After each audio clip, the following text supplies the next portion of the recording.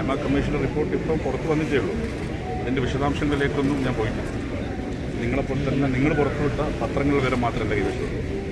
ഈ വർക്ക് പ്ലേസിൽ ഒരാളും ഹറാസ് ചെയ്യപ്പെടാൻ പാടില്ല. അതാണ് വിശാഖ കേസ്. നേരത്തെ തന്നെ സുപ്രീം കോടതി ജഡ്ജ്മെൻ്റ് ഉണ്ട്, അതുപോലെ ലാൻഡ്മാർക്ക് ജഡ്ജ്മെൻറ്റുകളുണ്ട്.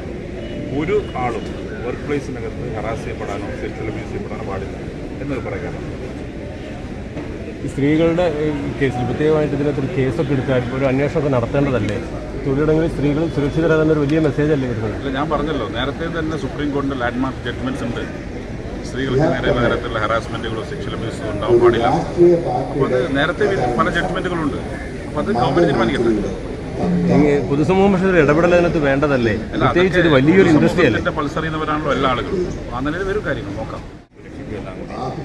ഞാൻ പറഞ്ഞല്ലോ, ഈ ഹേമ കമ്മീഷൻ്റെ ജഡ്ജ്മെൻറ്റ് ഞാൻ വളരെ ക്ലോസായി അതിൻ്റെ എന്താണ് ഫൈൻഡിങ്സ്, എന്താണ് റെക്കമെൻഡേഷൻസ് ഒന്നും എനിക്കറിയാം.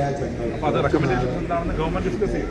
അതിൻ്റെ മുകളിൽ ഇപ്പോൾ നിയമസഭയിൽ വല്ലതും വരുന്നുണ്ടോ ആ സമയത്ത് ഡിസ്കസ് ചെയ്യും. ഇതിൽ പക്ഷേ മറ്റു കേസ് പോലെ അല്ലല്ലോ. സ്വാഭാവിക ഒരു പരാതി പറഞ്ഞാൽ അവർക്ക് പിന്നെ അവസരം കിട്ടാതിരിക്കുക, അങ്ങനെ അവരെ തകർക്കുക. സ്പെക്കുലേഷൻ്റെ മുകളിൽ എങ്ങനെ അഭിപ്രായം പറയാൻ പറ്റും?